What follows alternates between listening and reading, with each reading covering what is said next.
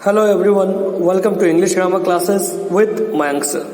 Dear one, this video is for standard 6 and we are discussing a chapter prepositions. This is your chapter number 15. My dear ones, in the previous class I explained the definition of preposition and its first type, that is preposition of time, and examples of prepositions of time with its uses.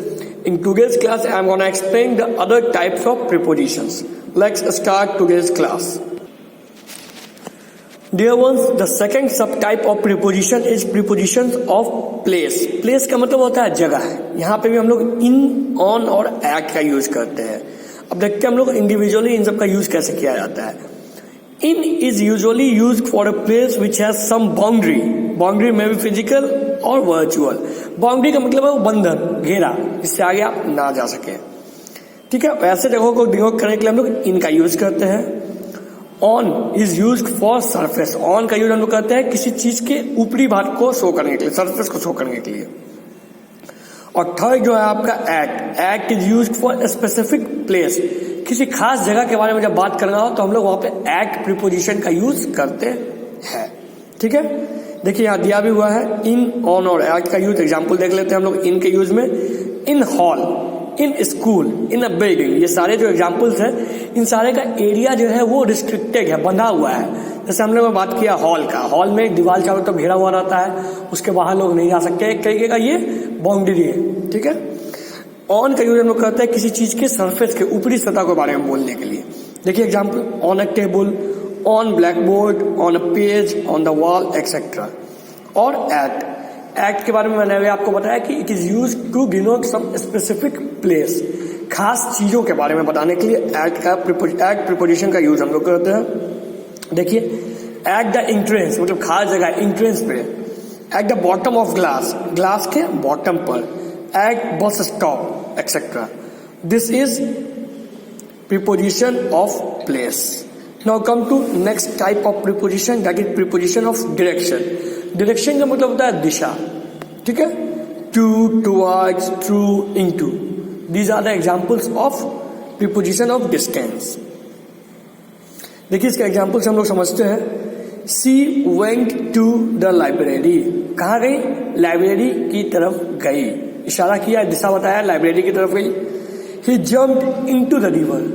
River में कूदा. इशारा बताया है river में कूदा, मतलब river के अंदर कूदा.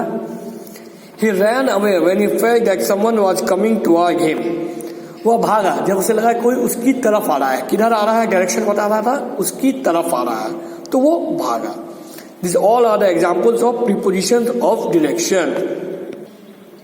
Its next type is preposition of agent. Agent का मतलब होता है through which we perform any action, जिसके द्वारा कोई काम किया जाता है. ठीक है, whether it is a thing or a person.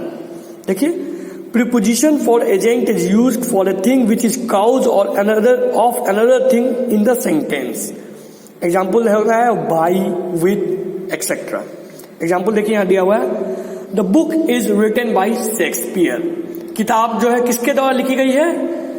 तो शेक्सपियर के द्वारा लिखी गई है. यहाँ बाई आपका प्रीपोजिशन ऑफ एजेंट है. Next, the room was decorated by her. Room किसके द्वारा सजाया गया है? हर, उसके द्वारा. The tub is filled with water. Tub जो है वाटर से भरा हुआ है. किस चीज से भरा हुआ है? वाटर से भरा हुआ है. This is preposition of agent. Now come to next type, preposition for device, instrument और मशीन. वैसे चीजें जो मैकेनिकल हो या जिनका यूज हम लोग डिफरेंट पर्पसेस में करते हैं, उनके लिए हम लोग प्रीपोजिशन में क्या यूज करते हैं उसका एग्जांपल देखिए. Different prepositions are used by different devices, instruments और मशीन्स. एग्जांपल देखिए, by, with, on etcetera. Example देखिए, he opening the lock with की.